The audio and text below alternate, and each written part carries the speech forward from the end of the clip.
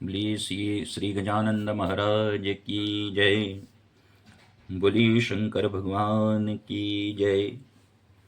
आज हम शिव जी की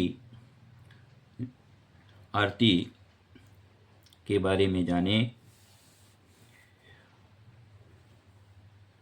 घर या मंदिर में नित्य प्रतिदिन शिव जी की जो आरती की जाती है, उस आरती के विषय में यह प्रसंग है। जो सदाशिव की आरती की जाती है, वह आरती संपूर्ण शिव पुराण का सार है, सारांश है। जो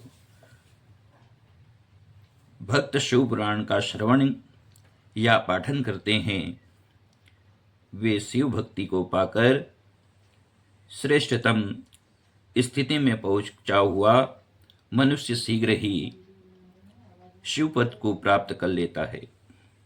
यह शिव पुराण परम उत्तम शास्त्र है।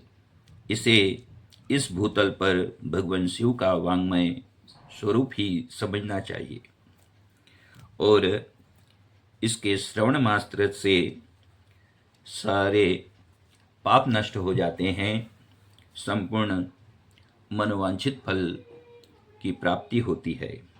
आइए हम सभी आरती के बारे में जाने।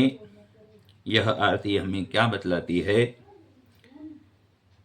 ओम जय शिव ओंकारा, स्वामी जय शिव ओंकारा, ब्रह्मा विष्णु सदा शिव, भोले भोलेनाथ महादेव, अर्धांगी धारा, ओम जय शिव ओंकारा। इस पद में यह बतलाया गया है कि जो शिव है वह ओंकार है, ओंकार स्वरूप है। वह प्रणव अक्षर के मध्य में स्थित है और वह भी उस प्रणव के सूक्ष्म बिंदु के रूप में ही सदाशिव है या उस सूक्ष्म बिंदु का स्वरूप है। वे सदाशिव ही जगत के कर्ता अर्थात ब्रह्मा हैं। वे सदाशिव ही जगत के पालक अर्थात विष्णु है। वे सदाशिव ही जगत के संहारक अर्थात रुद्र है। एकानन चतुरानन पंचानन राजे, हंसासन गरुड़ासन वृषवाहन साजे। वे सदाशिव ही अपने स्वरूपों को अनेक कार्य, अनेक लोकहित कल्याण के लिए व्यक्त करने के लिए कभी एकानन अर्थात एक मुख वाले होकर विष्णु कहलाते हैं। वे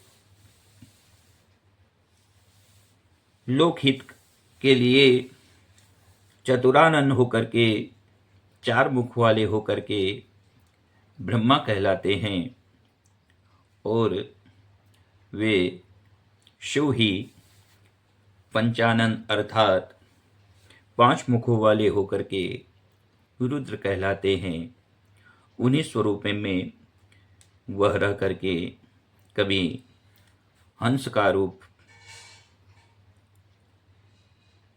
धारण कर उसे वाहन बनाते हैं, गरुड़ पर बैठकर उड़ते हैं और कभी वृषभ की सवारी करते हैं। दो भुज चार चतुर्भुज, दस भुज अति सोहे, तीनों रूप निरखते, त्रिभुवन जन मोहे। वे हिस ही लोकहित के लिए कभी दो भुजाओं वाले होकर सृष्टि का सृजन करने वाले ब्रह्मा हैं। वे ईश ही चतुर्भुज हो करके विष्णु कहलाते हैं और वे हिस ही लोकहित के लिए कभी 10 भुजाओं वाले होकर शिव कहलाते हैं। अक्षमाला वनमाला मुंडमाला धारी, त्रिपुरारी कंसारी करमाला धारी। उन्हीं शिव ने ब्रह्म स्वरूप होकर एवं अक्षमाला को धारण कर और हाथ में माला लेकर ब्रह्म का उपदेश दिया। उन्हीं शिव ने विष्णु स्वरूप होकर शरीर पर वनमाला धारण कर रावण कंस आदि को युद्ध में परास्त कर उनका वध किया। उन्हीं शिव ने मुंडों की माला को धारण कर 3 पुरों को एक स्थान एक बिंदु पर लाकर एकत्रित कर उन त्रिपुर के असुरों का संहार किया। श्वेतांबर पीतांबर बाघांबर अंगे, सनकादिक ब्रह्मादिक सनतादिक गरुड़ादिक भूतादिक संगे। वे शिव ही श्वेत वस्त्रों को धारण कर ब्रह्मा स्वरूप होकर सनंदन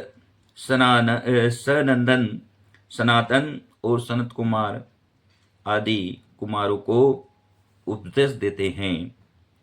वे शिव ही विष्णु स्वरूप होकर शरीर पर पीले वस्त्र धारण कर गरुड़ शेषनाग लक्ष्मी ब्रह्मा आदि गणों से युक्त हैं। वे शिव ही रुद्र स्वरूप होकर अपने शरीर पर बाघ का चर्म धारण कर नंदी श्रृंगी भैरव भूत आदि गणों से युक्त हैं। कर के मध्य कमंडल चक्र त्रिशूल धरता, जग करता जग हरता, सुख करता दुख हरता, जग पालन करता। वे शिव ही हाथ में कमंडल धारण करके ब्रह्मा स्वरूप होकर के ब्रह्म ज्ञान का उपदेश देते हैं। वे शिव ही विष्णु स्वरूप एवं रुद्र स्वरूप होकर असुरों का संहार करने हेतु कभी चक्र एवं कभी त्रिशूल धारण करते हैं। ब्रह्मा विष्णु सदा शिव जानत अविवेका, प्रणव अक्षर के मध्य ये तीनों एका। वे शिव ही प्रणव स्वरूप है और वह ही ब्रह्मा विष्णु और सदाशिव है। ऐसा हम ने जानना चाहिए।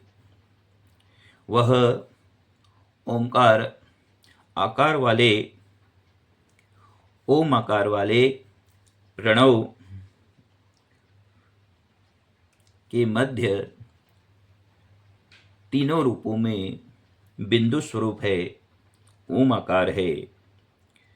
इन तीनों देवों को अलग मानने वाला व्यक्ति ब्रह्म ज्ञान से रिक्त एवं अज्ञानी ही है।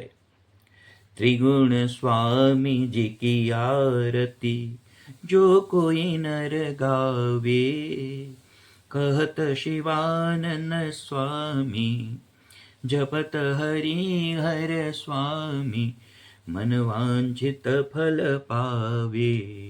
इस प्रकार उन सदाशिव को इन तीनों गुणों से युक्त मानते हुए नित्य प्रति उनके यशोगान करने वाला जो उनका ही वांगमय स्वरूप शिवपुराण है, उसका नित्य हमें श्रवण एवं पाठन करना चाहिए। यह आरती हमें संदेश देती है।